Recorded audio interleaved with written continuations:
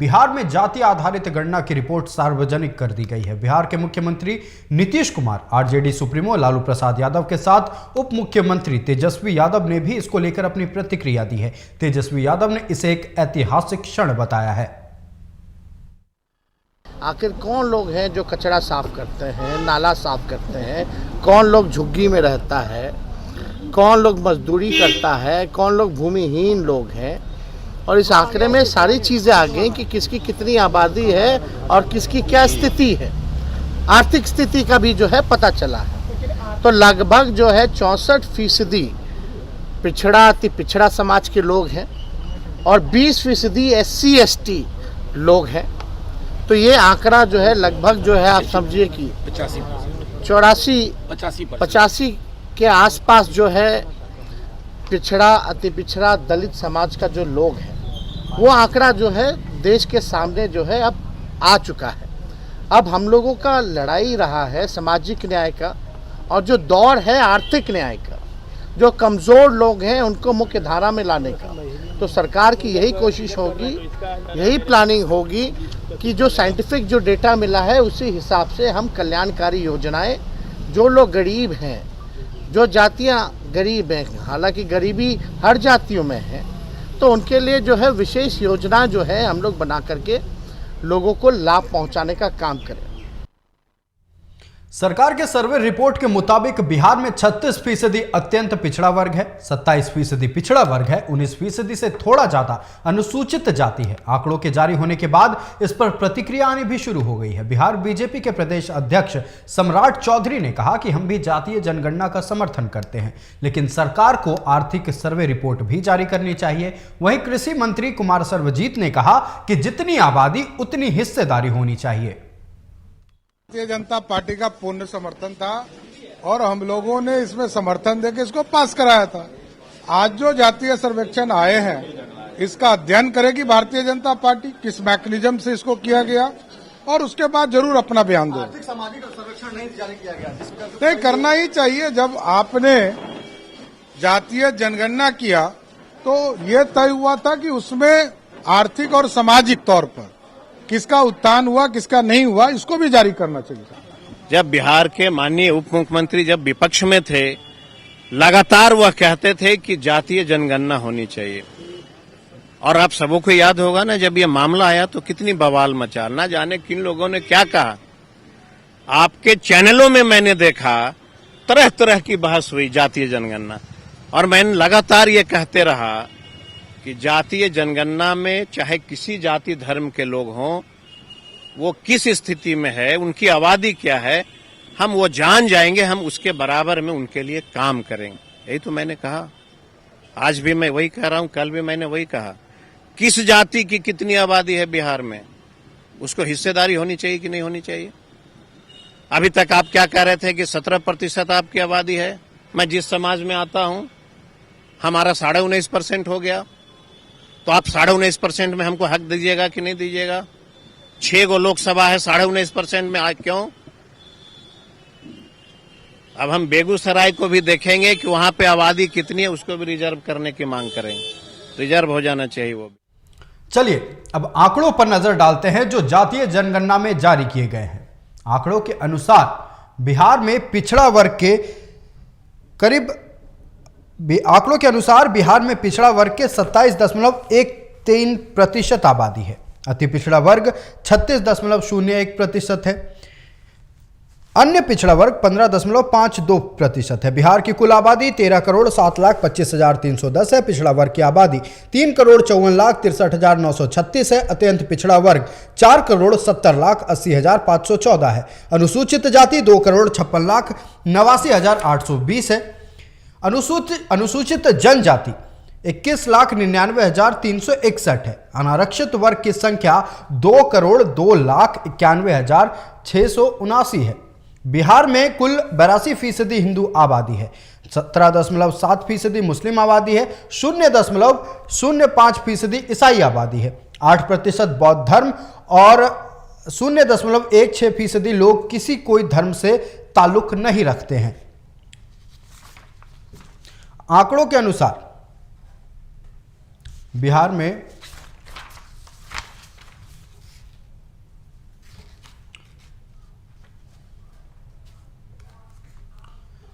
चलिए, ये तो रही वर्ग की बात। अब हम आपको बताते हैं कि कौन सी जाति की कितनी आबादी है, वो आप ग्राफिक्स के माध्यम से समझिए। जातीय जनगणना की रिपोर्ट के अनुसार ब्राह्मण 3.65% है, यानी कि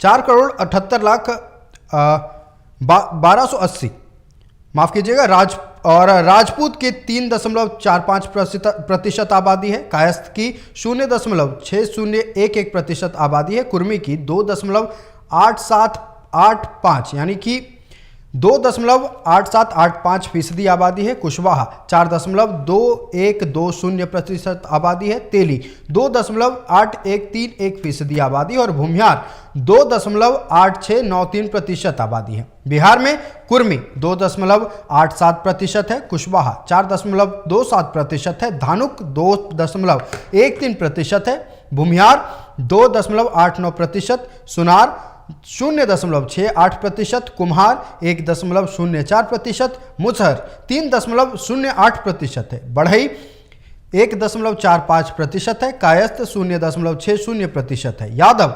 14.26% और नाई 1.59% है।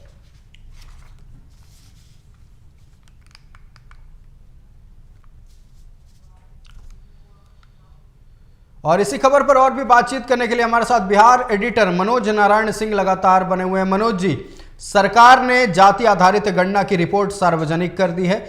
कौन से वर्ग के लोग कितने प्रतिशत आबादी में, यह सब सार्वजनिक हो चुका है। कौन सी जाति कितनी आबादी में है, यह सार्वजनिक हो चुका है। इस पर प्रतिक्रियाओं का दौर भी शुरू हो चुका है। हालांकि यह पहले से तय था कि जैसे ही जाति आधारित गणना की रिपोर्ट सामने आएगी वैसे ही राजनीति शुरू हो जाएगी। फिलहाल राजनीतिक सरगर्मी तेज है, बिहार की सियासी हलचल तेज हो चुकी है।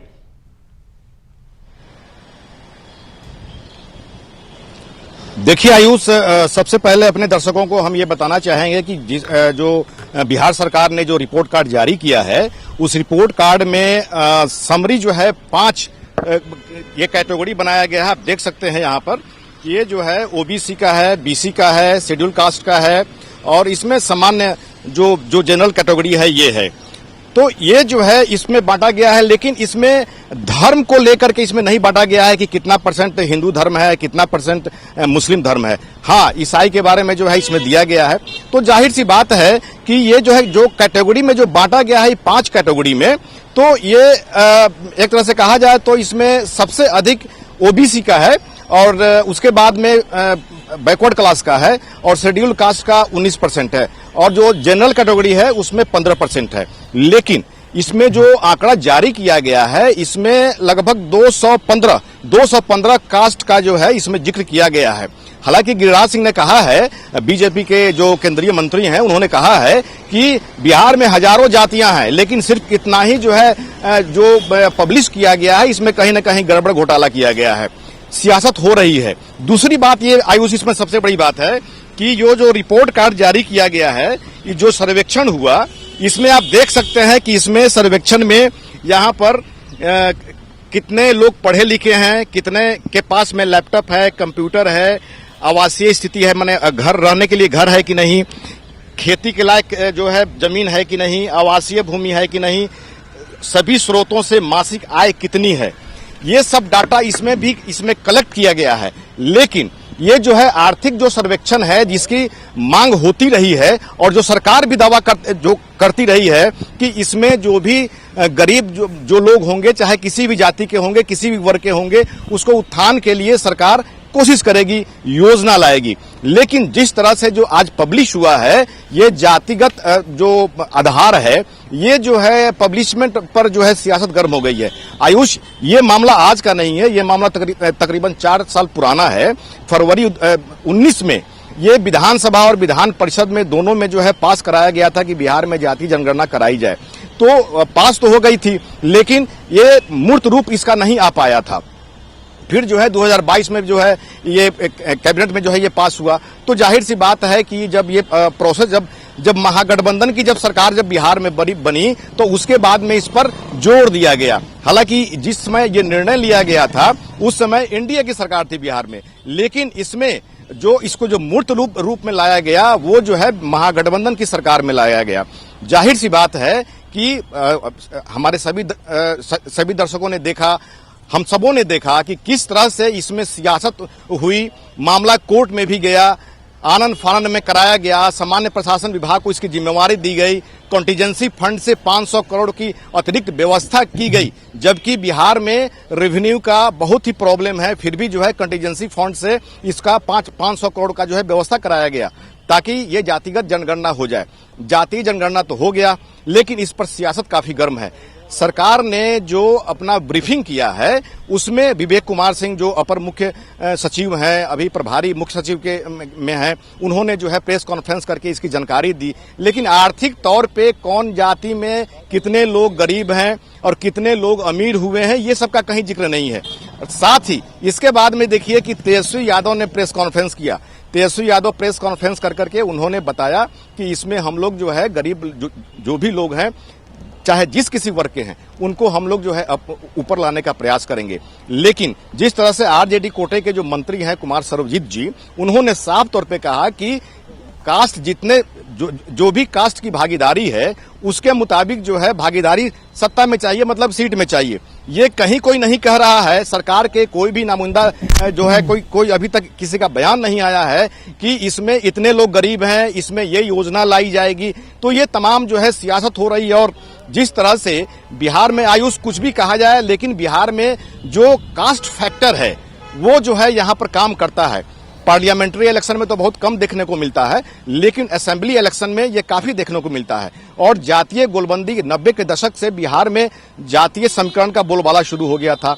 लालू यादव ने कभी माय समीकरण का नारा दिया, मतलब मुस्लिम यादव का जो परसेंटेज है उसको उन्होंने वोट बैंक को पोलराइज्ड किया। कभी भूरा बाल साफ करो के नाम पर, मतलब कि ओबीसी बीसी सभी को एकजुट करने का प्रयास किया और सत्ता में जो है काबिज रहे। जाहिर सी बात है कि जब ये अभी पार्लियामेंट चुनाव अगले साल होना है, 2025 में असेंबली चुनाव होना है, जाहिर सी बात है कि सरकार यहाँ पर जो जातीय जनगणना कराई है, लेकिन इसका राजनीतिक फायदा सभी पार्टियां यहाँ पर उठाने में नहीं चुकेगी। हालांकि आर्थिक सर्वेक्षण या जनता का कितना कल्याण हो पाएगा, क्या क्या उसके लिए योजना लाई जाएगी, ये अभी तक सामने नहीं आया है। मनोज जी, आयुष, देखिए जिस तरह से राजनीति हो रही है और कुमार सर्वजीत जो कृषि मंत्री उन्होंने कहा है कि जिसकी जितनी आबादी उतनी भागीदारी होगी। ऐसे में कई वर्ग के लोगों का कहना है कि जिस वर्ग ने जनसंख्या नियंत्रण पर जोर डाला, जनसंख्या को नियंत्रित रखा, तो ऐसे में तो घाटा उनका हो गया, ये कहना है उन लोगों का। इस पर क्या कहेंगे?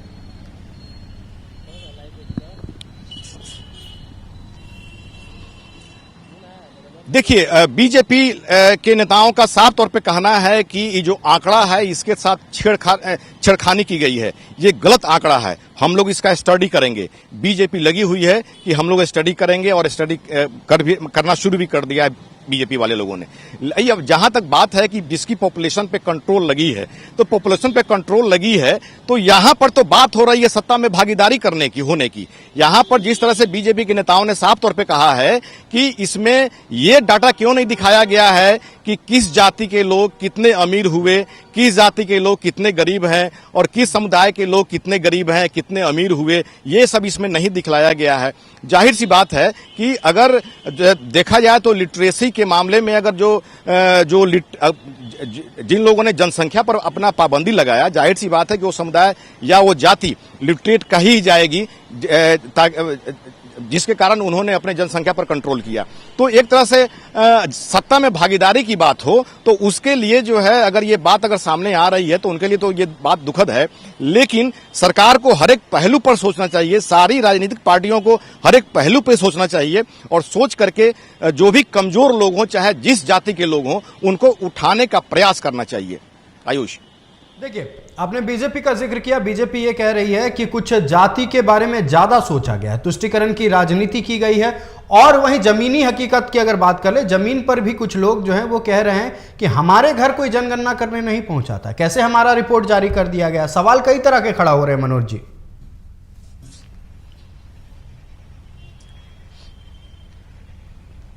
देखिए आयुष, ये जिस तरह से ये कानूनी दाव पेच में मामला फंसा हुआ था और ये सरकार चाह रही थी कि आनंद फानंद में इसको कैसे भी करा लिया जाए, जातिगत जनगणना जो है कैसे भी करा लिया जाए। चुनाव का समय है और चुनाव के समय में जातिगत जो जनगणना है और इसमें खास तौर पे ये जो महागठबंधन की सरकार है इसमें जो है इसको मूर्त रूप लाया गया। जैसे मैंने बताया आपको कि हालांकि इसके बारे में तो इसका जो बीजारोपण है वो एनडीए की सरकार में ही यहाँ पर बिहार में हुई थी, लेकिन इसको मूर्त रूप में लाया गया महागठबंधन की सरकार में। तो जाहिर सी बात है कि ये जो जातिगत जो जनगणना हो रही है ये आनन फानन में तीव्र गति से भी हो रही थी, चूंकि मामला कोर्ट में चला गया था, कभी हाई कोर्ट, सुप्रीम कोर्ट, ये सब होता रहा। तो जाहिर सी बात है कि हाई कोर्ट में ने तो एक बार रोक लगा दिया था।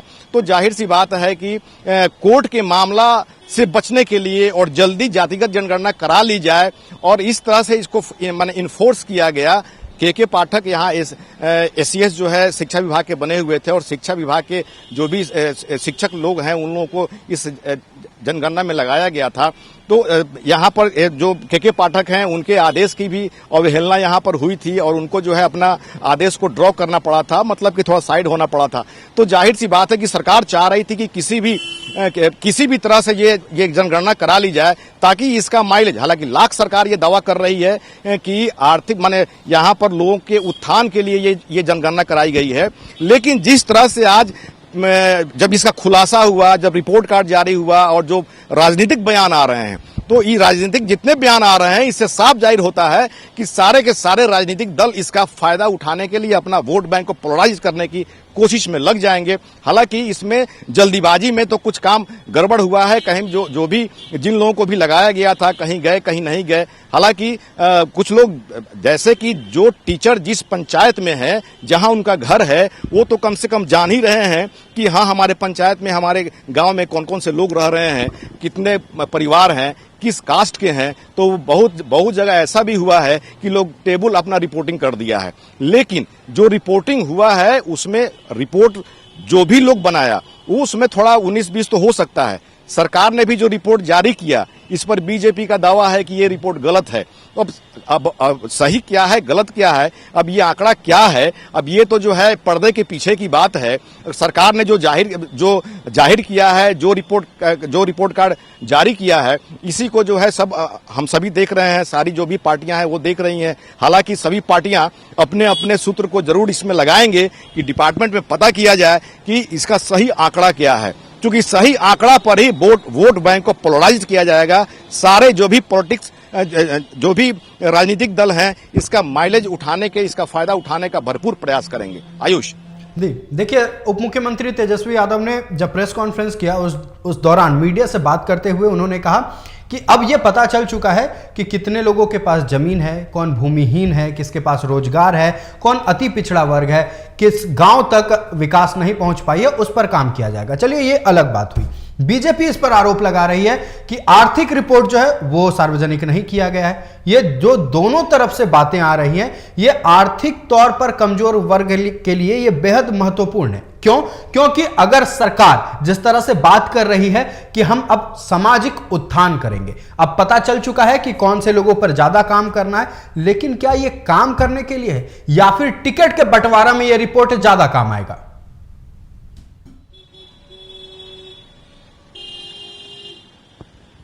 देखिए आयुष, इसके पहले जो भी यहाँ पर अगर देखा जाए तो 90 के बाद में जो है लगभग 15 साल आरजेडी की सरकार यहाँ पर रही। उसके बाद में जेडीयू की सरकार अलायंस में रही, चाहे वो एनडीए के साथ हो चाहे महागठबंधन के साथ हो।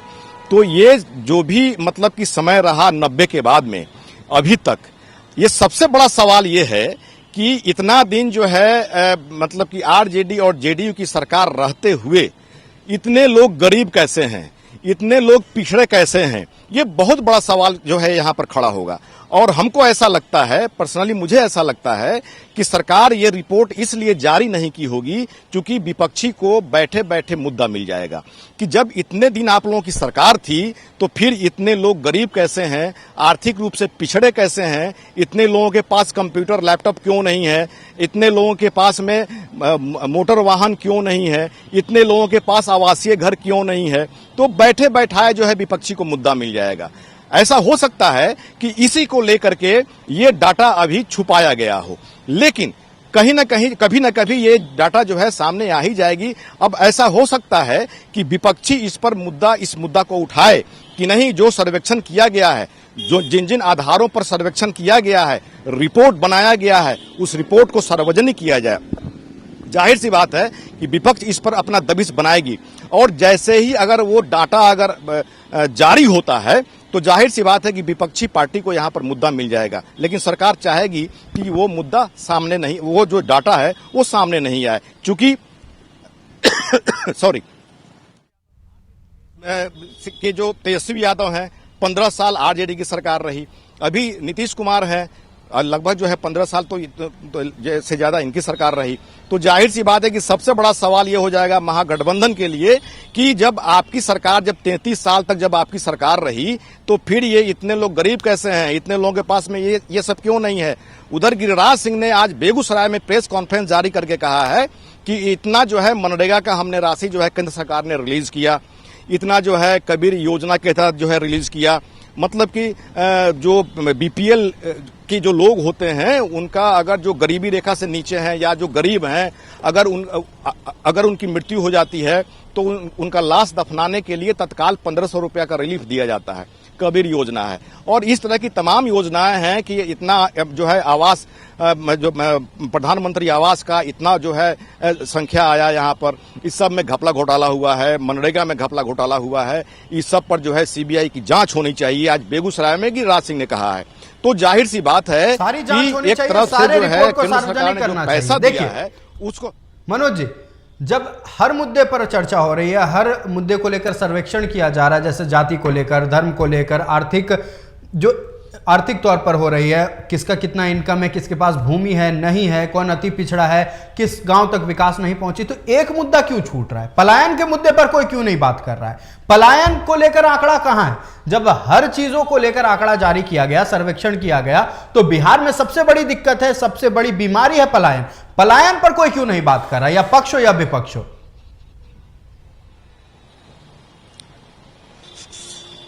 देखिए, पलायन जो है शुरू से होता रहा है और हो रहा है अभी भी। मैंने अभी कुछ देर पहले अपने दर्शकों को बताया है कि यहाँ पर कितने लोग गरीब हैं। गरीबी का मतलब क्या हुआ, पलायन क्यों हो रहा है? लोग गरीब हैं, खाने के लिए नहीं है, यहाँ पर रोजगार नहीं है, इसके लिए लोग पलायन करते हैं। तो जाहिर सी बात है कि जब भुखमरी की स्थिति रहेगी, जब रोजगार नहीं रहेंगे, तो जाहिर सी बात है कि पलायन होगा। तो ये तो खैर पलायन उसके आगे का मुद्दा है। पहले तो बेस है कि ये आपके पास यहाँ पर कितने लोग बेरोजगार हैं, कितने लोगों के पास में रोजगार नहीं है, खाने के लिए नहीं है, रहने के लिए घर नहीं है। ये सारे डाटा को विपक्ष ये मुद्दा बनाएगी। अभी तो आज जो रिपोर्ट कार्ड जारी हुआ है, लेकिन आने वाले समय में ऐसा लग रहा है कि विपक्षी पार्टियां जो विपक्षी पार्टियां हैं यहाँ पर ये मुद्दा बनाएगी कि जो रिपोर्ट का जो रिपोर्ट तैयार किया गया है, आर्थिक सर्वेक्षण की जो बात हो रही थी, इसको जो है सार्वजनिक किया जाए। तो ये जो है बीजेपी के नेताओं ने कहा है कि हम लोगों ने स्टडी करना शुरू कर दिया है।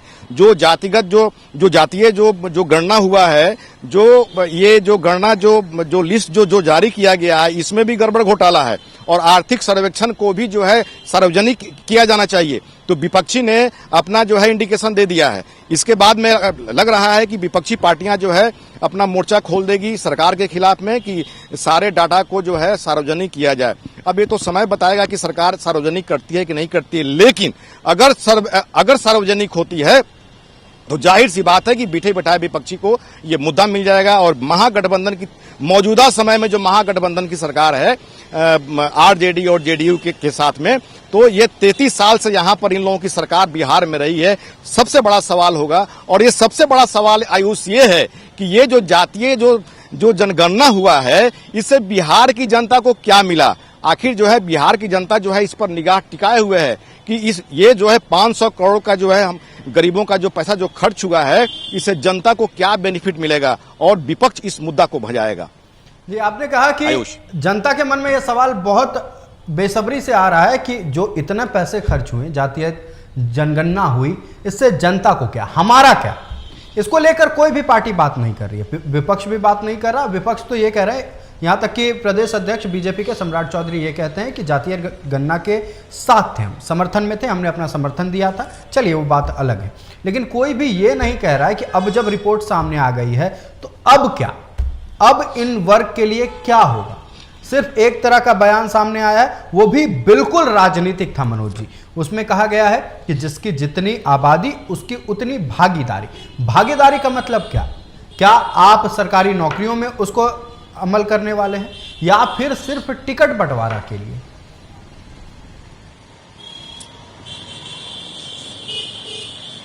देखिए, अभी जिस तरह से बात जो सरकार के जो भी लोग हैं वो लोगों का जो बयान अभी आ रहा है, भागीदारी का मतलब जो है अभी लगाया जा रहा है कि सत्ता में भागीदारी, ऐसा भी हो सकता है कि नौकरी में भी भागीदारी।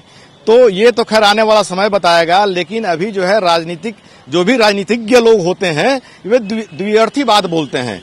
अभी तक का अगर अब माने पिछला अगर इतिहास देखें तो जनता को भ्रमित करके, दिग्भ्रमित करके, वोट बैंक की राजनीति करके यहाँ पर बिहार में सत्ता की रोटी सेकी जा रही है। तो यहाँ पर जो भी पॉलिटिशियंस हैं वो द्व्यर्थी बात बोलते हैं, जनता को भ्रमित करने की बात बोलते हैं। लेकिन सबसे बड़ी बात ये, आयुष आपने सही कहा कि कोई राजनीतिक दल ये क्यों नहीं कह रहा है कि जनता के हित में इससे जनता को क्या फायदा हुआ, ये कोई अभी नहीं कह रहा है। लेकिन अभी जिस तरह से यहाँ पर मुख्य विपक्षी पार्टी अगर बीजेपी है तो बीजेपी जो है तत्काल अभी इस डाटा को अभी समझने, पढ़ने, लिखने के लिए जो है अभी कहा है। उन लोगों को अभी समय चाहिए, ये डाटा पर अभी स्टडी उनका होगा, उसके बाद में उनका बयान, अब कल के बाद से उनका जो तेवर होगा वो तेवर जो है हम लोगों को देखने लायक होगा कि क्या तेवर है उनका। लेकिन सबसे बड़ी बात है कि अगर जनता के हित के लिए कोई राजनीतिक पार्टी अगर नहीं कह रही है तो जाहिर सी बात है जनता इस पर निगाह रखी हुई है और जनता इस पर समझने का प्रयास करेगी। और इसको आयुष, सबसे बड़ी बात है कि ये जो भी राजनीतिक सियासत हो रही है इसमें प्रशांत किशोर एक ऐसा नाम है जो जमीनी आंदोलन कर रहे हैं और जमीन पर जनता से रूबरू हो रहे हैं। ऐसा हो सकता है कि प्रशांत किशोर इस मामले को जनता तक ले जाएं। जी बिल्कुल, आपका हमारे साथ जुड़ने के लिए और इस अहम मुद्दे पर तमाम बातचीत करने के लिए बहुत बहुत धन्यवाद मनोज जी। ये थे हमारे बिहार एडिटर मनोज नारायण सिंह, जिन्होंने इस जातीय जनगणना की रिपोर्ट की बारीकियों को समझाया, कहां कहां पेच फंस सकते हैं उन बातों को लेकर आपके समक्ष तमाम बिंदुएं रखी, जिस पर हो सकता है कि आने वाले समय में राजनीति खूब होगी। विपक्ष ये कह रही है कि आर्थिक सर्वेक्षण जो हुआ उसका रिपोर्ट क्यों नहीं सार्वजनिक किया गया। अगर रिपोर्ट सार्वजनिक किया जाए हो सकता है राजनीति और तेज हो जाए, विपक्ष को एक और मौका मिल जाए। आने वाले कुछ ही दिनों में आम चुनाव होने वाले हैं, ऐसे में देखना यह होगा कि जातीय जनगणना की जो रिपोर्ट है ये चुनाव में काम आने वाली है या जनता के उत्थान के लिए। फिलहाल इस खास पेशकश में इतना ही। देश, दुनिया और राज्य की तमाम खबरों के लिए देखते रहिए TV45। नमस्कार।